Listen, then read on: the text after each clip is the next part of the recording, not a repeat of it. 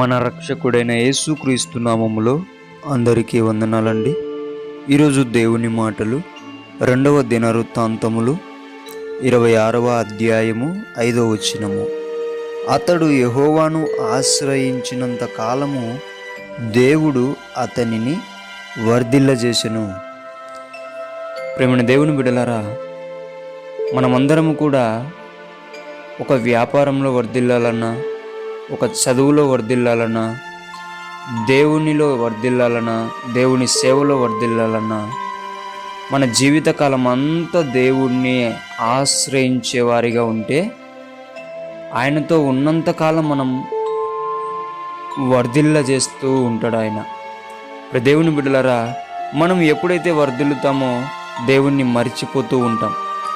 అలా ఉండకూడదు.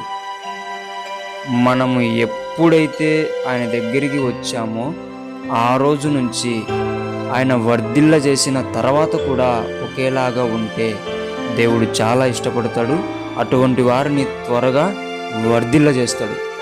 దేవుని బిడ్డలారా, ఎవరైతే నేను వర్ధిల్లాలి, నా చదువులో, నా వ్యాపారంలో, నా ఉద్యోగంలో, దేవుని సేవలో అని ఆశ కలిగి ఉంటున్నారో, దేవుని దగ్గరికి వచ్చి జీవితకాలం అంతా నేను నిన్ను ఆశ్రయిస్తాను ప్రభువా అని నువ్వు మొరపెట్టినట్లయితే ఆయన ఖచ్చితంగా జీవితకాలం అంతా ఆయనతో ఉన్నంత కాలం అంతా దేవుడు నిన్ను, నీ కుటుంబాన్ని వర్ధిల్ల చేసేవాడిగా దేవుడు ఉంటున్నాడు. దేవుని బిడ్డలారా, ప్రతి ఒక్కరూ కూడా కోరుకోవాల్సినది దేవునిలో వర్ధిల్లాలని కూడా మనవి చేసుకుంటున్నాను. దేవుని బిడ్డలారా, దేవుడి మాటలను దీవించునుగాక.